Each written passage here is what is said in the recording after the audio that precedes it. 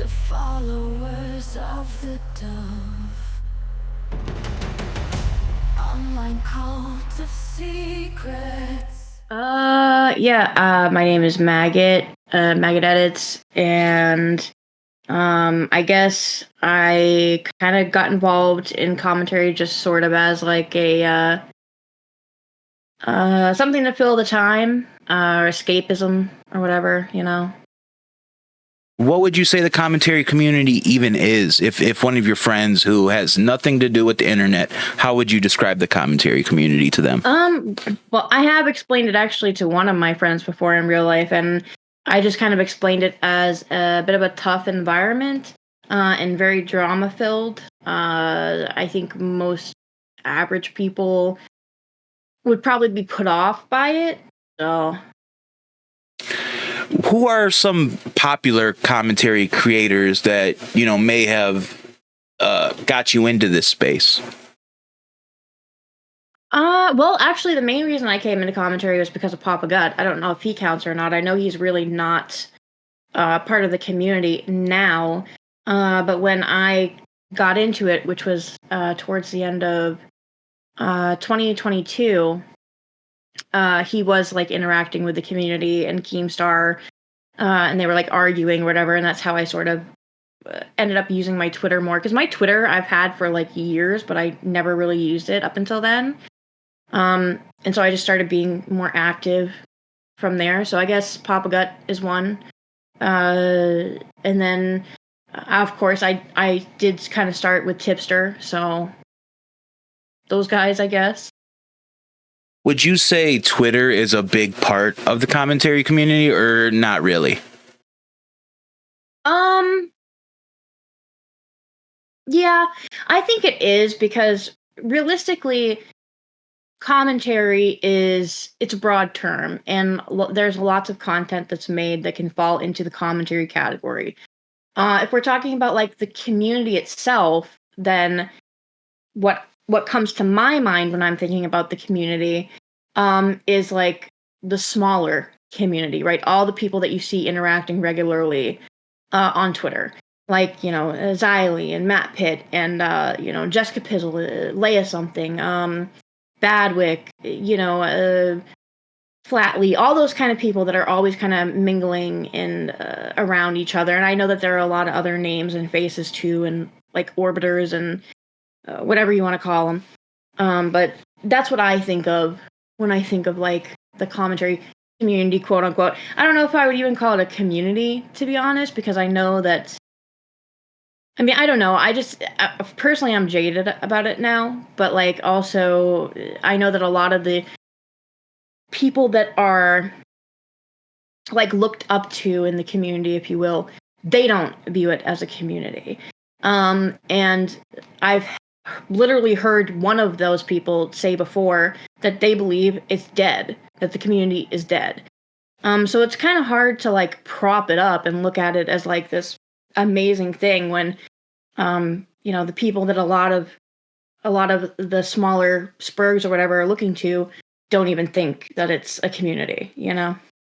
Do you think the commentary community has gotten a bad rap in the past year or so? I mean, I don't know if I can really have an opinion necessarily about that. I think that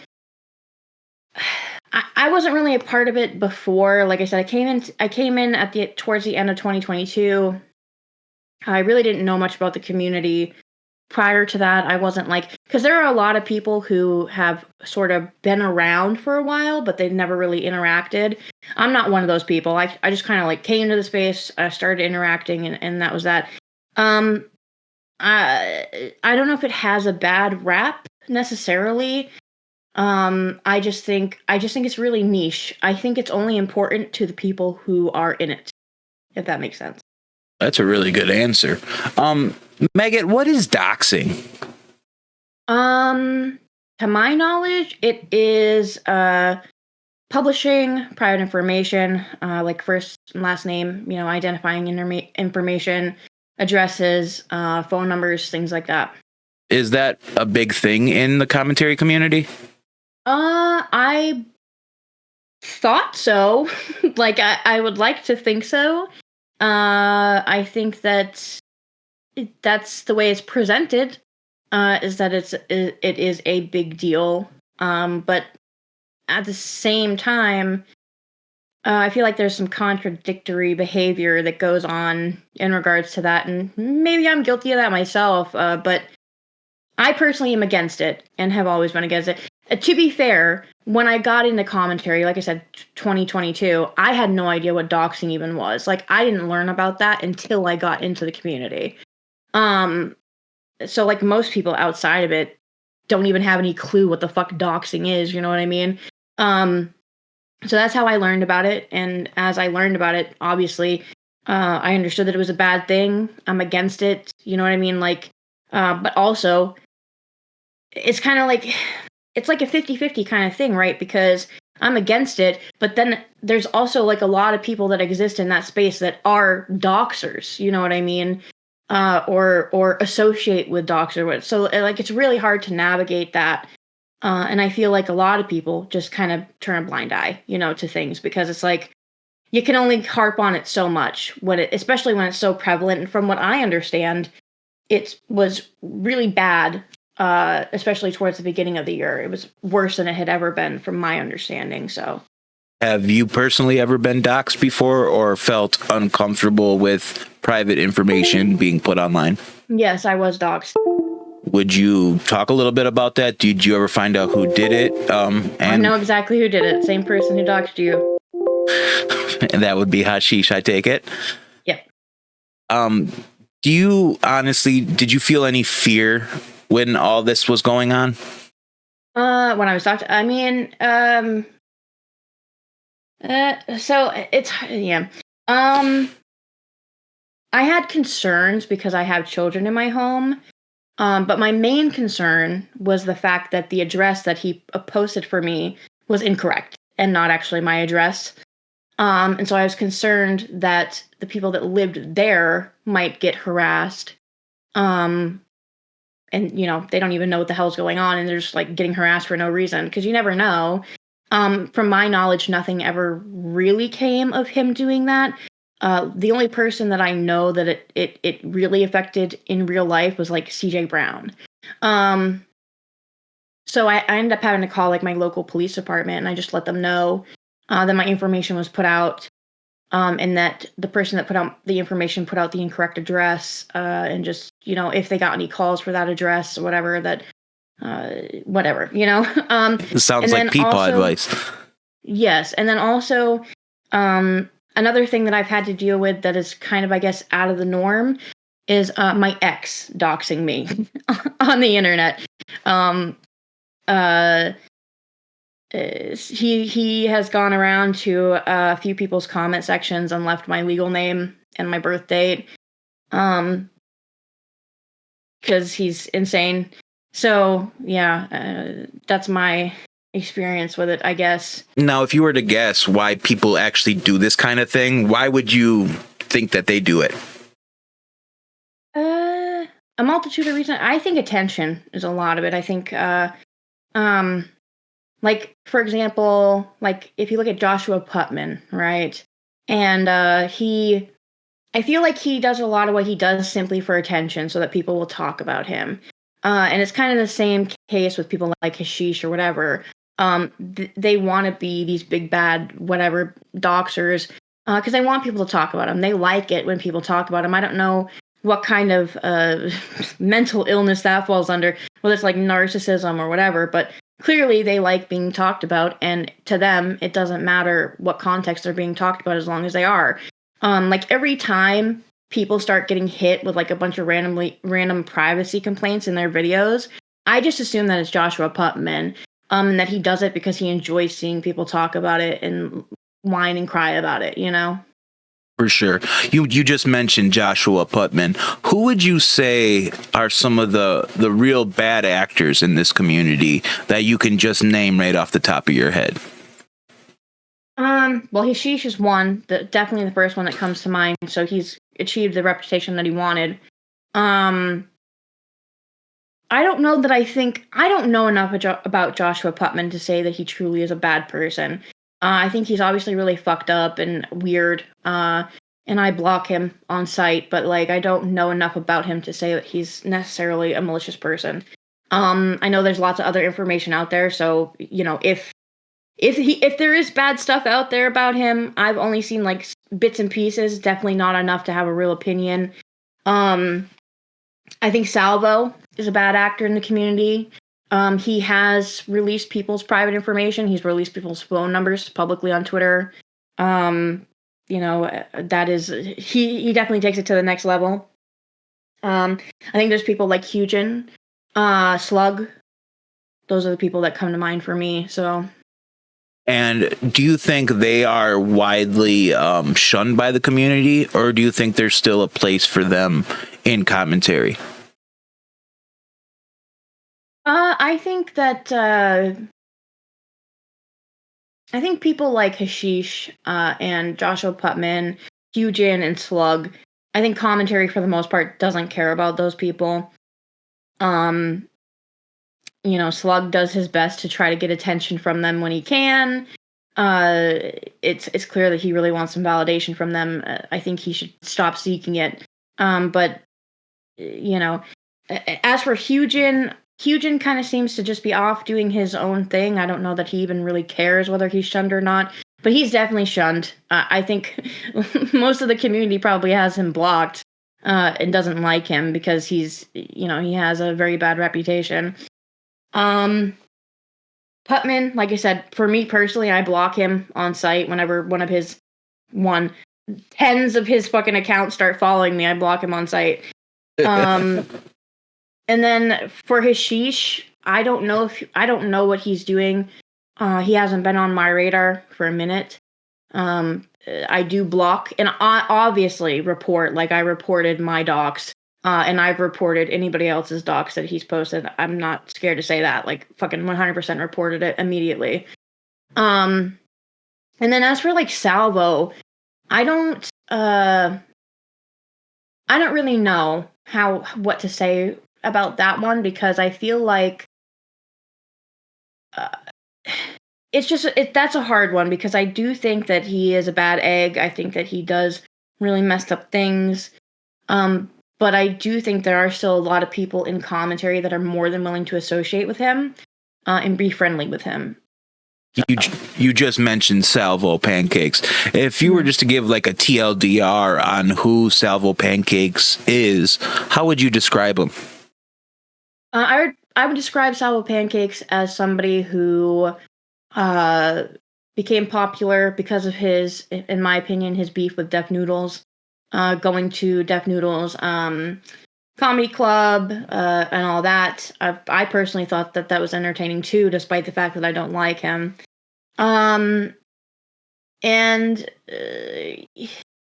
after that, it kind of just all goes downhill. He is somebody who I feel abuses his audience. He's a wild card. I think that he will do things without caring about the repercussions of them. And yeah, that he's a very confusing person to me, because I do think he is really willing to just do whatever. Yeah, I don't know. I personally am not a big fan of Salvo, because he has used his audience to harass me, and he himself has harassed me. And he's done that to a lot of people. So yeah, he's just kind of a harasser. He wants to have control of whatever space he's in.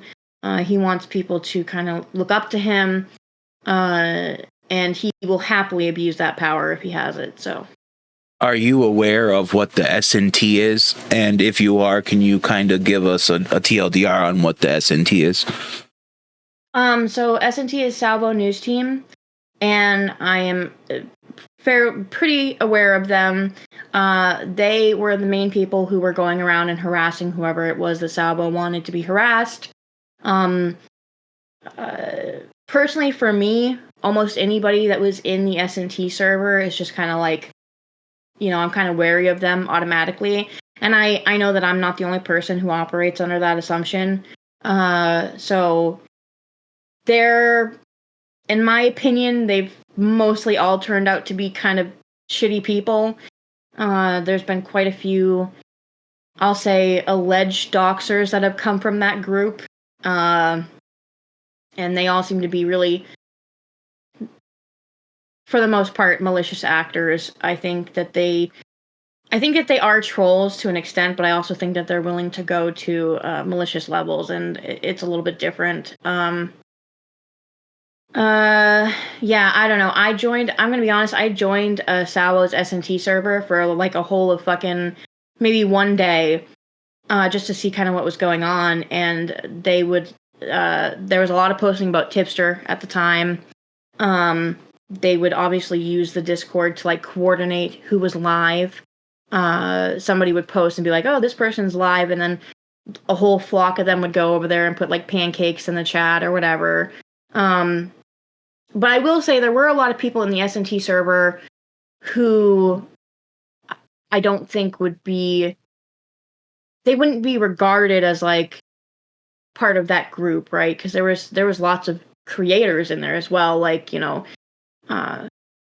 was a few people from Now Recording were in there, and there were lots of different creators in there. So, what would you say the difference between trolling and harassment is? Is there a fine line there? Yeah, no, I think there is a big fine line between trolling and harassment. I think the best thing to base it off of is if it's happening on YouTube, TOS, like if it goes against TOS, directing your audience in any way to go and harass another creator, whether it is just spamming pancakes in the chat, is against TOS. So that's what I would base it off of. Absolutely. Would you say that Salvo's fan base is dangerous? I don't know about now, because I haven't kept up with anything about Salvo over the last year since he kind of fell off. I think that at one point, yes, it was. I don't know if Salvo has the power now for it to be. I know that there was at one point, like after all the S&T stuff, he was like gaining a bit of a new audience, and it seemed to me that he was gaining a lot of much younger people in his audience, which can be dangerous because they're super easy to influence, and they're twice as likely to like go out and do what he says versus the older people that were previously in S&T. So I think the potential is definitely there. I think the potential is there for any creator if they really want to weaponize their audience, Okay, and you mentioned Discord earlier. What is Discord, and why do people use it, especially in the commentary community? Oh, gosh. Discord is like, I don't even know. It's like I guess I would consider it like a messaging platform. It's a way to stay in touch with people, I suppose. But it's also predominantly used for a lot of creators to like interact with their fan base, and things like that. Like, you got people like Chud Logic who have servers where they're like recommended content all the time. They got their own little communities going on. There's a lot of degenerates on Discord. Personally, I try not to use Discord very much, so my answer may not be as educated, but yeah. For sure. Now, we're going to do a couple more. Who are these people? Do you know who Homeboy Edwin is, and what kind of content is he known for? I do, actually. I used to be a fan of Edwin's content.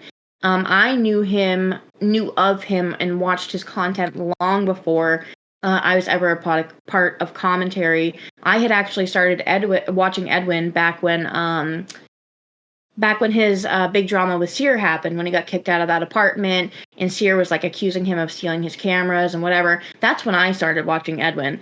And then I watched his content over the years since then. And I liked it. I thought he was a good content creator. And then when I got into commentary, I started to realize that a lot of these, it's really different, right? Like when you're watching somebody like Homeboy Edwin's main channel content, and then you come over to a space like this, like where he's live streaming and you're watching him interact on Twitter and you're part of that community. It's very different, and I think it can be a little bit of a shock. I gave his live streams a chance for a bit. I did watch them for a little bit, but then he just turned out to be kind of disappointing He would just say things without really knowing what he was talking about. He would misrepresent things a lot and then wouldn't correct himself. So, yeah, he just turned out to be disappointing. And for the record, I've been blocked by him for like a good year. Have you heard rumors that Edwin uses his Discord server to form relationships with females? I did hear that at one point. I don't even remember where I heard it from, but I know that that's been something that was said for sure. That I've heard that his Discord server in general is kind of weird. So, do you think it's appropriate for a content creator to form relationships that might be romantic with their fans? This is like a really 50-50 gray area thing because they're just knowing the way that commentary is, I feel like most of them are not going to see an issue with it, right? Like if you're an adult and you are interacting with consenting adults, then it shouldn't really be a problem. But I do think that there are circumstances where there can be a bit of a power imbalance in place. I'm not saying that every relationship with a creator is like that, but I do think there are instances where somebody could be maybe more agreeable to a creator because they're a creator and because they have X amount of followers or whatever, like people who may be newer to the community, for instance, could be more easily swayed. I think, personally, I'm of the opinion that you probably shouldn't date your fans, but also, they're consenting adults and they can do what they want, so. For sure. Maggot, what is the Keemstar show? A dead podcast. The Keemstar show is a dead podcast, is what it is. It was funny while it lasted. I actually did like the Keemstar show. I think they had something there that was good, and it would have worked if it could have been maintained, and if Salvo wasn't a lunatic. Keemstar also, essentially any fucking podcast he touches dies. So I mean, I guess it was kind of just destined to fail. But it was entertaining, what I saw of it. It was just kind of a shit show, I guess. Were you shocked to find out that Edwin went on the Keemstar show and all the controversy that came out of that? Was that a shocking thing for you? I found Edwin's relationship with Salvo in general to be very surprising because it just kind of seemed to go against everything that he would normally stand against in his like main channel content, if that makes sense. Because in his main channel content, he comes across as like very pro-woman. He's speaking up for victims and all this and that. But then you look at like him having a relationship with somebody like Salvo, and then on top of it, he is friends with somebody who harassed at the time a lot of people he was friends with, and he just kind of like shirked it off or acted like it was all a big joke. That was really weird to me. I think Edwin really did kind of, if I was being charitable, I think he really kind of put aside his morals for that friendship. I think the people who said that he saw that Salvo's train was doing well and he hopped on that side, and then when it wasn't doing well, he hopped off. I kind of agree with that. That seems to be pretty much a pattern of what we've been seeing with Edwin, especially when all that stuff happened with Dove, his former co-host. Were you shocked that Edwin kind of just left Dove hanging out to dry when all that DOVECULT stuff happened? No. I think, especially not with like the Salvo stuff that had been going on. I think at that point he knew enough to just like not have anything to do with it. I was surprised to hear that his server would be doing things like that, allegedly. Again, it just kind of comes down to the people that you look up to as content creators are probably not who you have envisioned them as in your head. So that's a really good way of looking at it, for real, Maggot. I like that. That's really good. Now, as we're moving on here, Maggot, who's Parking Tigers? Parking Tigers is former S&T. And what is he known for? he is former SNT. He's known for, in my opinion, predominantly being a troll. There are allegations of him being a doxer. That situation is a little bit gray because the person that he supposedly doxed says that it's not a dox. He just strikes me as somebody who doesn't care what happens on the internet. There are a lot of people who operate on the internet as though there's never any consequences for anything, and I think Parking Tigers is one of those people. I also think he really likes attention. So he will troll in whatever fashion necessary for that attention and a reaction. He wants a reaction out of people, is what I get from him. Okay, that's completely a good way of looking at things. When all the stuff happened, when all the controversies came out about Edwin and Salvo at the Keemstar show, what was your take on that? Did you side with Babs, or do you think it was blown way out of proportion? No, yeah, I sided with Babs. Again, it wasn't even really so much Salvo. Like, I wasn't super shocked that Salvo was a shitty person, because, like, I thought he was a shitty person already. The more shocking part about it was Edwin. Because, again, it just seemed to go against everything he stood for, morally, on his main channel. Like, it was the polar opposite of how he presents himself. Even the way that he, like, was talking to and about Babs, you know, calling her, like, a clout-hungry bitch and all this and that, like, was just really, it really took me aback, you know what I mean? Like, I think that was the most shocking thing. And also the fact that he dates women, I guess. I don't know, like, he's always kind of struck me as a gay guy. I know that he had a girlfriend for a long time or whatever, but, you know, I don't know. He strikes me as, like, the undercover type, I guess. But, yeah, I guess the most shocking part about that was Edwin. And I was on Bab's side for quite a while. That drama stretched way longer than it should have. I got really tired of it too at one point, and it was just like, this needs to be over. I did watch Edwin's video, his response to Babs. And, you know, honestly, I don't really think that his video changed my mind necessarily. I think that everything he said in his video wasn't really any different than the information everybody already had. It was just being presented from his side. And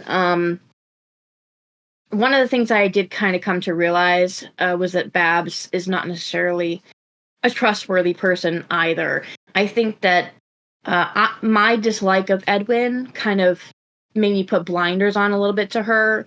But then over time, I kind of realized that she was a little bit of a, I don't know. I don't want to put labels on her, but I think she does do a lot of drinking. And she, you know, she's young and she parties, and I think that definitely plays a role in her behavior. So, were you aware that Edwin was also talking to another so-called victim named Olivia while he was talking with Babs? I didn't find out about that until everybody else did. I know that came out. Geez, I believe the whole Edwin Olivia thing. I'm pretty sure that came out on one of Dead on Dave's streams, and it was Bo Blacks that came out with that information. Yeah, I found out about that like everybody else. Again, it just continued to shock me how polar opposite he was behaving from how he presented himself on his main channel. It's just really bizarre. He essentially ruined that story by having any type of relationship with her. And again, I have to stick to the fact that a lot of these creators they're really just not what you envision in your head, or even what they present to you, you know, online. Like you don't really know somebody just because you see them make a lot of content. Like, you can watch hours and hours and hours of somebody's content. That doesn't mean you fucking know them as a person. You know what I mean? So, yeah. Recently, you kind of came under fire within the commentary community for one of your takes. How did you handle that mentally? Mentally? Yeah. It's kind of, I don't know, it's tumultuous, I guess.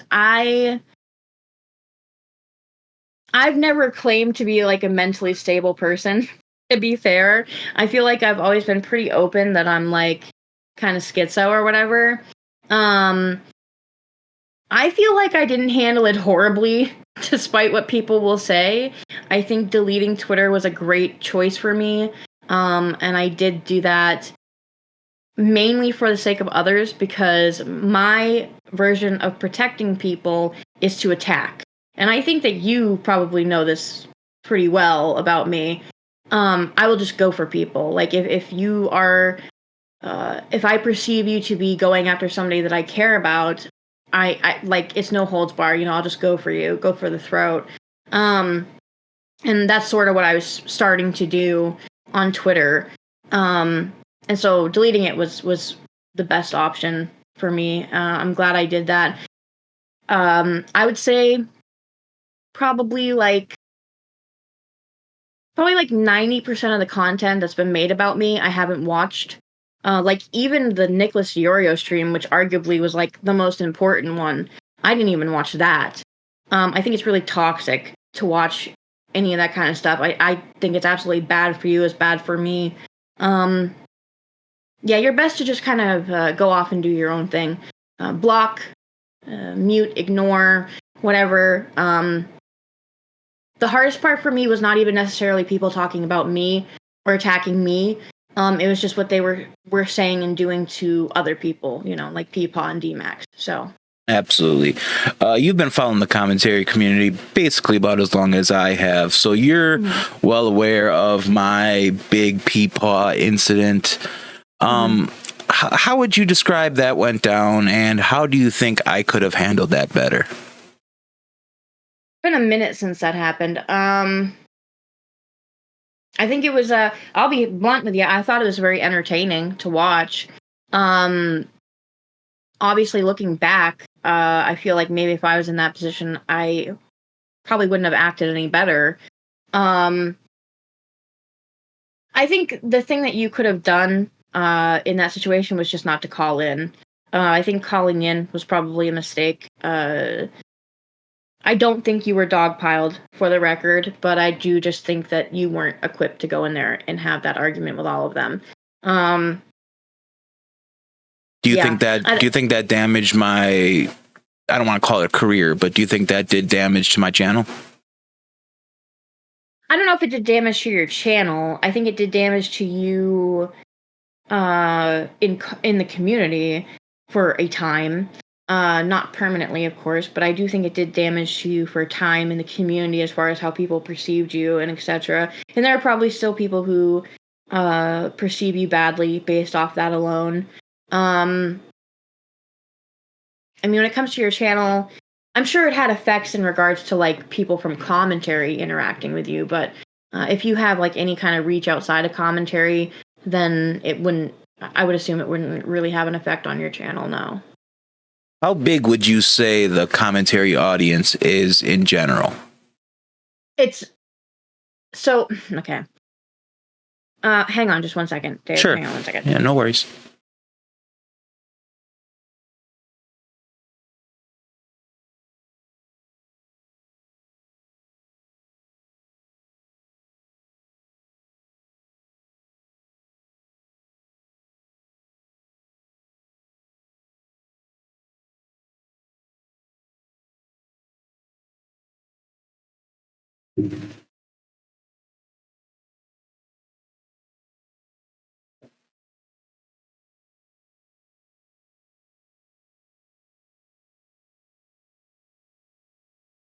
Sorry about that one. My kids No worries. wanted to drink. Can you say the question again? I kind of forgot. How big would you say the commentary community is? Like, how big is the audience? I think if we're talking in broad terms of commentary content, it's massive, right? Because there are lots of people who consume commentary-based content. I think if we're talking in terms of the commentary that you and I probably have in mind, I think it's rather small.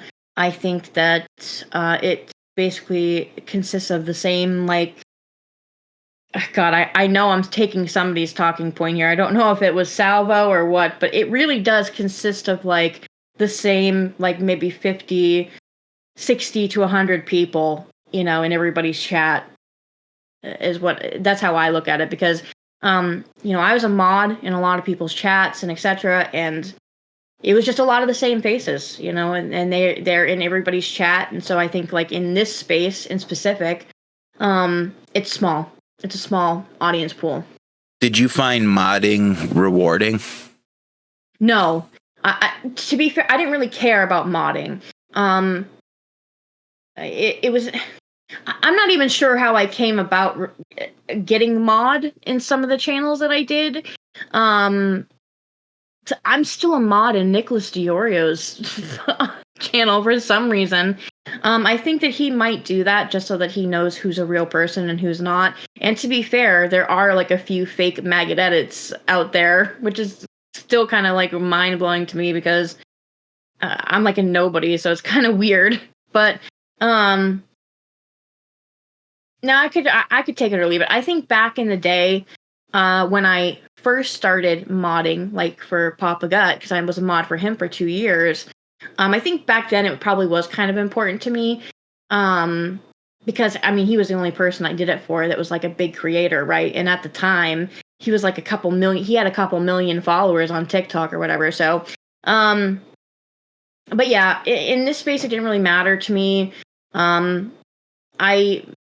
Last year, probably beginning to middle of the year, I probably was more active in people's chats, but then over time, I just kind of lost interest in the drama. Like, I was modded in people's chats, but I wouldn't really ever be there. So it just sort of was a useless wrench, because I didn't watch a lot of the content in channels that I was modded, so...